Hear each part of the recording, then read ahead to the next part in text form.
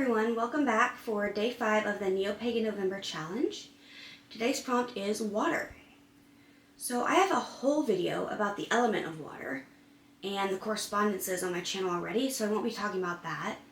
And I also have one on the different types of magical waters, so I will link both of those in the description below if you're interested. So my sun sign is Scorpio, which is a water sign. And I have always loved the water ever since I can remember.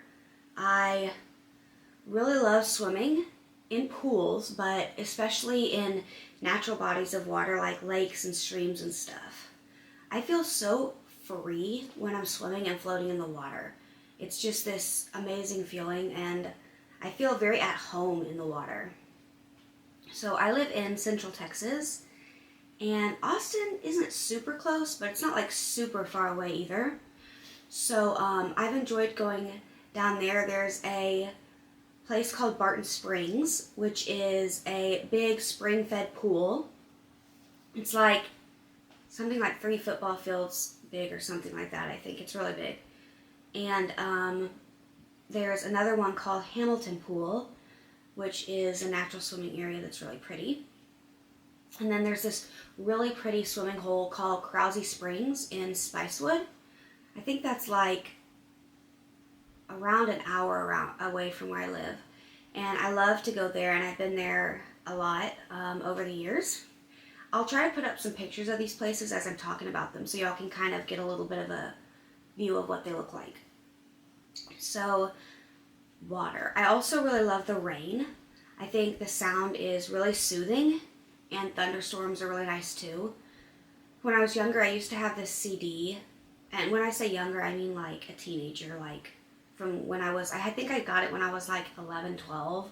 And I used to play it a lot for years. And it was called something like Rain and Thunder. And it was literally just like sounds of a thunderstorm. And it was really nice. I used to play that all the time, especially when I was like going to sleep. I think when it's raining, I really like to curl up inside and, like get a book, read, do a craft project, like hand sewing or something like that, and where I can like listen to the rain. So as far as more of a magical sense, there's some different ways I have notes down here, so if I'm looking down, that would be why, because I don't want to forget anything. So I have some different ways I use magical waters in my practice. I like to collect rainwater sometimes, and rainwater naturally has a lot of nitrogen in it, so plants already really like it. So sometimes when I know it's going to rain, I'll put out like 5-gallon buckets to collect some rain, and then I will enchant those and use them to water my plants, and the plants like really, really love that, even more so than they already love the rainwater. So then, I also make moon water sometimes, and I know some people make moon water by like collecting rain or spring water or something that's like natural outside and then using that to make moon water, but I like to use water that's like clean, like purified, like from a sink or something to make moon water, so I could drink it if I wanted to. So, which I do sometimes drink it, but then I use it for making cleansing sprays that I can use to cleanse myself or my area. And I just make a small amount of that at a time because I don't want to put a preservative in it. So, you don't want it like water and stuff sitting around where it's going to go gross and get bacteria.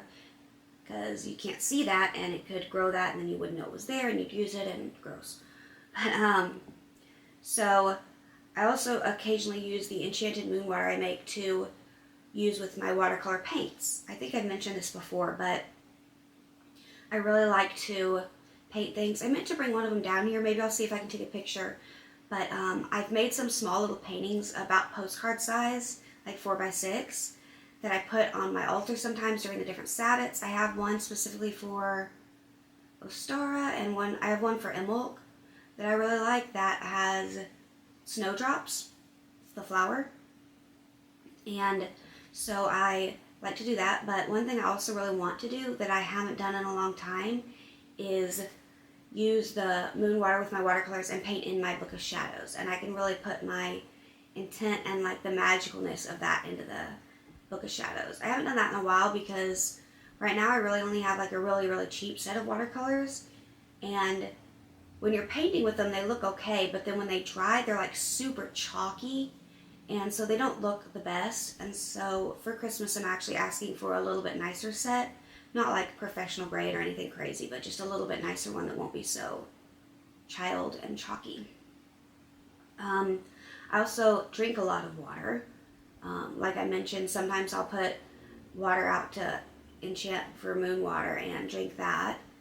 And yeah, I think that's really all I have to say about water for now. So let me just make sure. Yeah.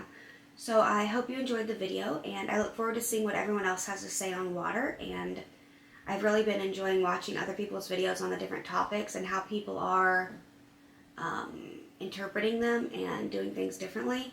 I really thought it was cool how some people took light on the first day, and instead of doing light like sunlight or a light candle light or something like that, they did light versus heavy.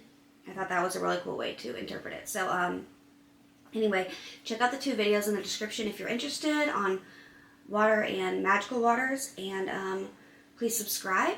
I'll be back tomorrow for the next topic. All right, see ya. Bye.